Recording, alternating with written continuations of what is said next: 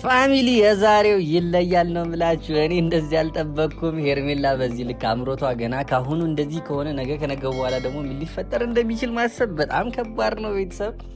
ለዛሬ ግን ዛሬ በጣም እኔ ከምላችሁ በላይ ባልጠበቅኩትና ባላሰብኩት መልኩ ሄርሜላ ብዙ ነገሮችን እየጠየቀች ነው። ያው እንደ ነፍሰ ጡር ደግሞ አንዳንዴ መቼስ ሁሉም ነገር ታውቁታላችሁና የሚጠየቅም ነገር አለ፣ የማይጠየቅም ነገር አለና አንዳንዴ ሴቶች እንደዚህ አይነት ወጣ ያለ ነገር በእርግዝና ሰሞናችሁ የምትጠይቁ ይመስለኛል። እና ያው እኔ እስካሁን ስላላስረገዝኩና ስላላገባው በዚህ አጋጣሚ እንግዲህ ሚስት ትፈልጉልኝ እያልኳችሁ ነው። ዞሮ ዞሮ ሄርሜላ ያማራት ነገር እውነት ለመናገር እንዲህ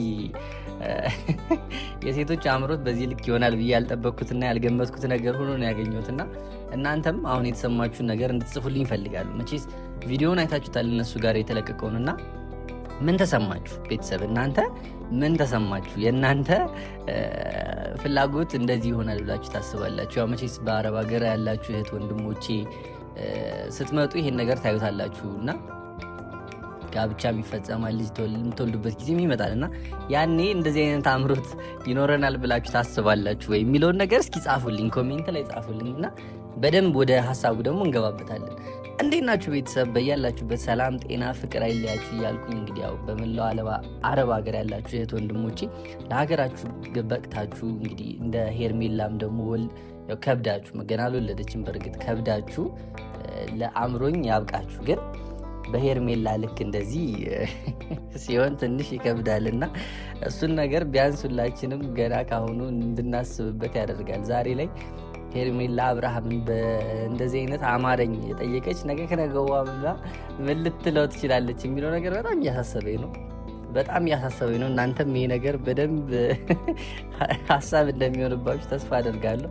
ዛሬ እውነቱን ለመናገር በጣም ዘናን ያደረጉን ከሰሞኑን ያው በጣም ሲያስጨንቁን ነበረ። ብዙ ነገር ህይወታቸው ላይ ሲጨነቁ ሲያስቸግራቸው እንደነበረ ሁላችሁም ታውቃላችሁና ያ ሁሉ ነገር አልፎላቸው እንግዲህ ዛሬ ሄርሜላም ወጉ ደርሷት አብርሃምም እንደዛው። ያው አብርሃም እንኳን በሩታ ሲያየው ነበረና በሄርሜላ ደግሞ እንግዲህ ዛሬ ተደግሟልና እሱን ነገርም በማየቱ በጣም እንግዲህ እንኳን ደስ አላችሁ ልላቸው ፈልጋለሁ። ቤተሰብ ግን መርሳት የሌለብን ዋነኛው ነገር እንግዲህ ያው የእርግዝናው ጉዳይ የምርና እውነትን እየሆነ እየሄደ እንደሆነ ሁላችሁም እንድታስቡት ፈልጋለሁ። ምክንያቱም ሄርሜላ ዛሬ አማረኝ ያለችው እንዲሁ ዝም ብሎ ለቀልድ እንትን ብቻ እንዳይመስላችሁ፣ ለቀልድ ብቻ እንዳይመስላችሁ። አማረኛ ያለችው እርግዝናው አሁንም አልረሳ ነው፣ የምርም አርግዣለሁ የሚለውን ነገር በደንብ እየተናገረች ነው እና ይሄን ነገር ልብ ብላችሁ እናንተ እንድትይዙ ትፈልጋሉ። ምክንያቱም ሄርሜላ እንዲህ ዝም ብሎ እንደ ቀልድ መጡ ተሳስቃ የምናልፈውን ነገር አይደለም መጣ የነገረችን።